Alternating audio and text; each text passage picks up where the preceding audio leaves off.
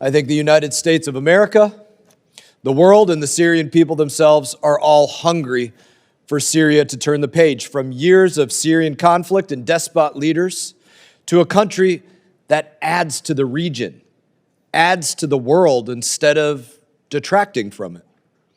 A country that invites back in those who fled instead of creating more refugees.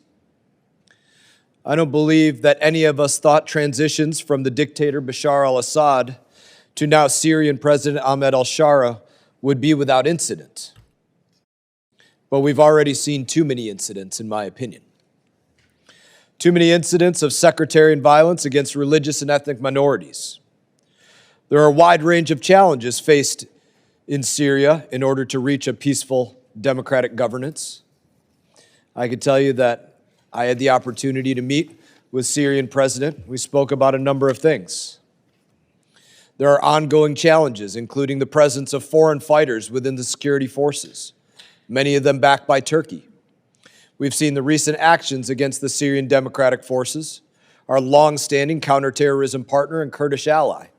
That is unacceptable. There have been actions against the SDF that forced CENTCOM to relocate 7,000 ISIS fighters from detention facilities across Syria and move them into Iraq. Also of serious concern, Russia has maintained a continual presence. We don't know entirely why. Perhaps that's because they are still harboring Bashar al-Assad, the ousted Syrian president, and the Syrian people want him back for justice. We can't be sure, but it's definitely an issue that we need to contend with. And we all know the current Syrian president is a former al-Qaeda fighter. These are all serious points of concern. When I met with President al-Shara last November, I asked him very directly, why are he and I no longer enemies? Me as a U.S. soldier, him as an al-Qaeda fighter. And his response was that he wishes to liberate himself from his past and have a noble pursuit for his people and his country. When he met with President Trump the next day and joined the global coalition to defeat ISIS, that was a glimmer of hope. But the fact is, Syria is nowhere close to where they need to be today. The United States is not satisfied with the progress that he has made yet and views many of his actions as steps backward. We need President al-Shara to do better. These are not easy things to deal with, but recent actions against Druze, Kurds, and Alawites are all steps in the wrong direction. They do not create confidence for the United States in President al-Shara's desire to create, as he said to me, a noble future for the Syrian people, as he said he wanted to do.